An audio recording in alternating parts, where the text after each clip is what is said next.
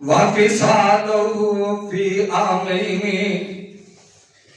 او انسان غور تے کرنا، تیری ماں نے کیڑا دکھ ہے، کیڑی تکلیف ہے جڑی تیری خاطر ہس کے برداشت نہیں کیتے۔ مینوں یاد آیا ایک آن والا ہوندا ہے، آ کے عرض کردا ہے اللہ دے نبی جی میں اپنی ماں نوں جھک کے بیت اللہ دا حج کروایا تے سارے ارکان اپنے کندھیاں تے اٹھا کے اے پورے کیتے میں تے اللہ دے نبی جی کوئی میں حق ادا کیتا ہے ماندا؟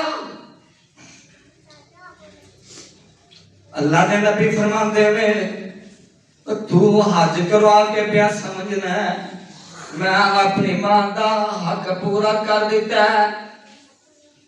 آپ فرماندے میں او میرے صحابی جیڑی تکلیف تیری ماں نے تینوں جنم لگیا برداشت کی تھی تو دے اجے او دے تکلیف دا حق نہیں دے سکیا۔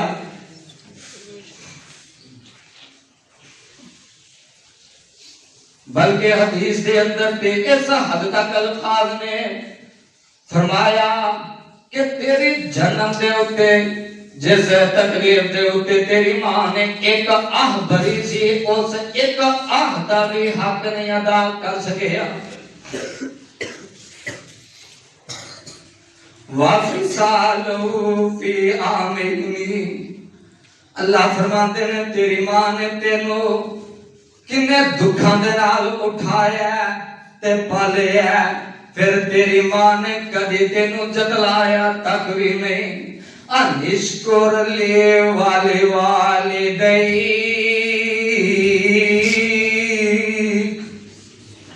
فرمایا انسان اور میں رب تینوں کہہ رہا انشکر لی والی والدی، جتھے میرا شکر کرنا ہی اپنے والدین دا بھی شکر کرنا ہی۔